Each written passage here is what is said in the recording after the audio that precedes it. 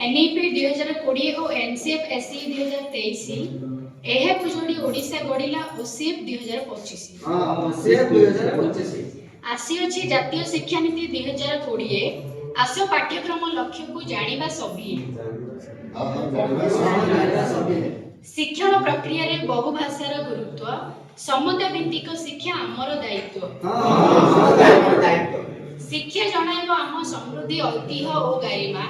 प्राचीन और आधुनिक संस्कृति रे ओना नाही जमा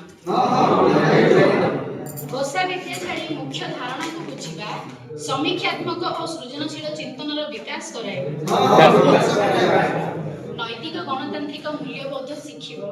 पिलार सामर्थ्य चिन्ह शिक्षा रे नमनीयता आसीबो समाप्ति सूचक और गठनमूलक मूल्यांकन प्रजुक्ति विद्यार व्यवहार और अभिज्ञता भित्तिक शिक्षादान शिक्षार्थी हेबे साक्षरता और संख्या ज्ञान रे निपुण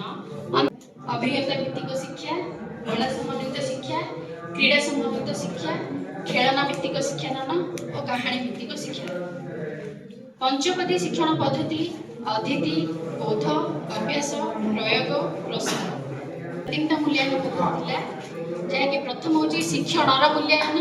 द्वितीय हूँ शिक्षण पाई मूल्यांकन तृतीय हूँ शिक्षण भावे मूल्यांकन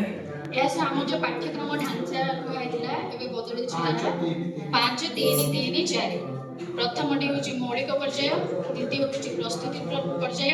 तृतीय मध्यम पर्याय चतुर्थटी माध्यमिक पर्याय तार बयस